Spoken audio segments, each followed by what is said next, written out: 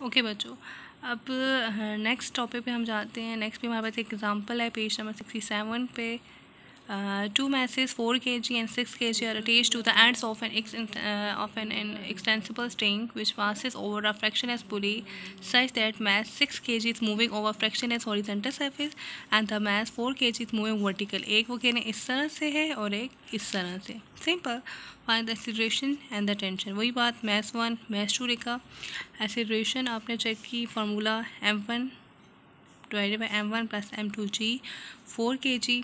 देखिए अब ये जो हमारे पास जो केस आ गया, जो लास्ट टाइम हमने केस पढ़ा था उसमें हमारे पास दोनों जो चीज़ थी, दोनों जो वेट थे वो वर्टिकल थे।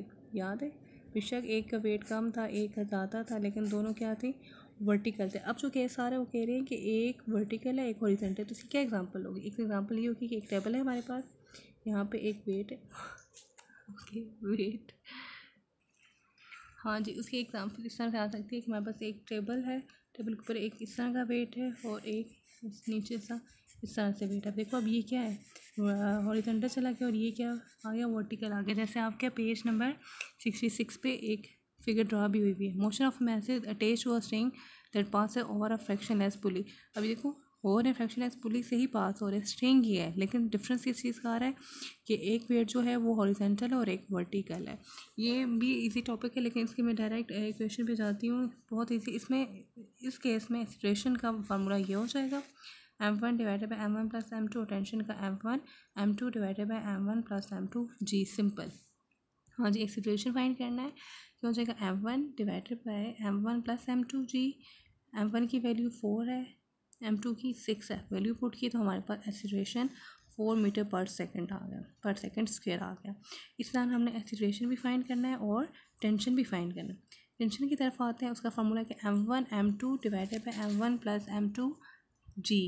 ठीक है, इसका फार्मूला भी डिफरेंट है दूसरे वाले प्रॉब्लम से। क्यों? उसमें दोनों चीज़ें वर्टिकल थी, यहाँ पे एक हॉरिजॉन्टल है और एक वर्टिकल है।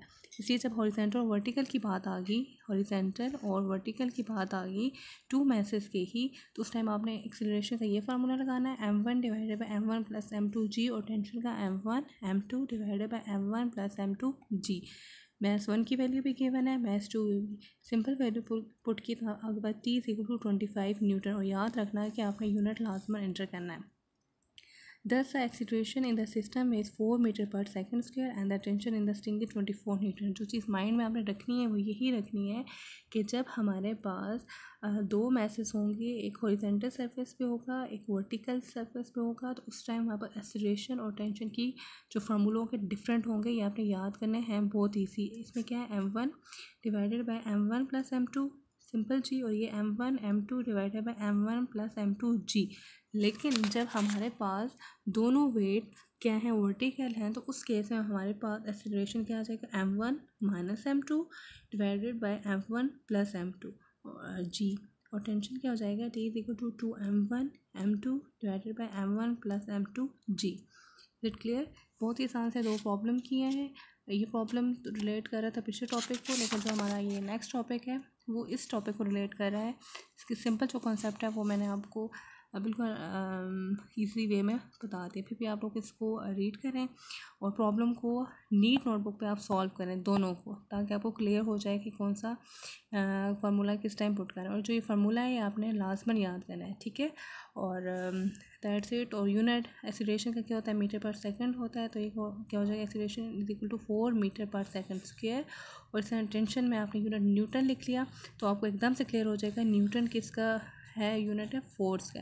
फिर आपको पता लग जाएगा कि जो टेंशन है वो भी क्या है, हमारे पास फोर्स है। ठीक है, क्लियर? ओके, अल्लाह हाफिज़।